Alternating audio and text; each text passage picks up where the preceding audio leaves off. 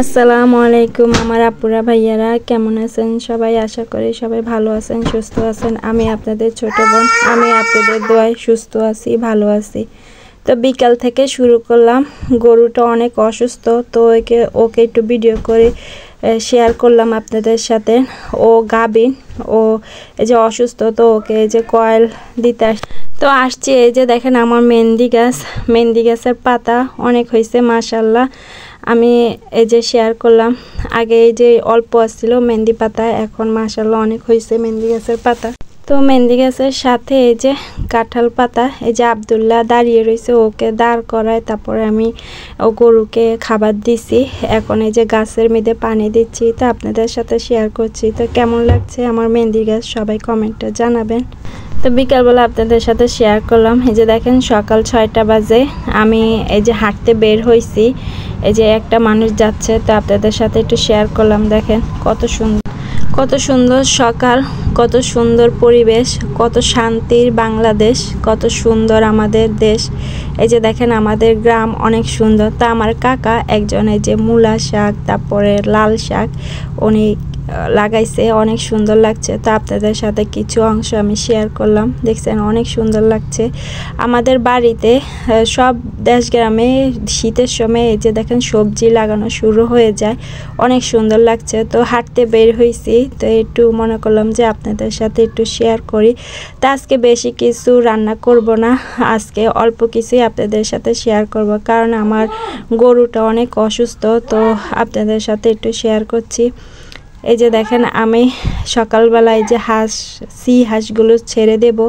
ওদেরকে ছেড়ে দিব তারপরে তো এই যে ওদেরকে খাবার দেব এই যে ঘরের থেকে বের হচ্ছে ওরা এই দেখেন উড়াল দিচ্ছে ওরা কিন্তু উড়াল দিতে পারে এই যে আপনাদের সাথে কিছু অংশ শেয়ার করলাম অনেক ভালো লাগতেছে আসলে আমি শখ করে এইসব পালি এই যে দেখেন আমি সকালবেলা রুটি বানাবো রুটির কাইটা রেডি করে নিছি আমি দৌড়াদৌড়ির ভিতরে আসছিলাম তো আর জন্য আমি রান্নার ভিডিও করতে পারি নাই আপনাদের সাথে কিছু অংশ আমি শেয়ার করছি এই যে দেখেন আমি ফুলকপি সিদ্ধ করে পাঙ্গাস মাছ দিয়ে আমি আজকে রান্না করব এই যে ভাজির মতন করব এই যে দেখেন আমি মাছটাও ভিজিয়ে নিছি এই যে পাঙ্গাস মাছটা ভিজিয়ে নিছি তারপরে তেলাপিয়া মাছের মাথা দিয়ে আমি কচু রান্না করব আমার ননদে কচু দিছে তো ওই কচু রান্না করব তো এগুলো আমি ভিজিয়ে নিছি তারপরে যে আমাদের গরুর বাছুর খালাস হয়েছে তারপরে ওনারা আসছে আব্দুল্লাহর বাবা তো একলা পারে না তো লোকজন নিয়ে আসছে তো আমার এখানেও দৌড়াদৌড়ি করা লাগে ওইখানেও যাওয়া লাগে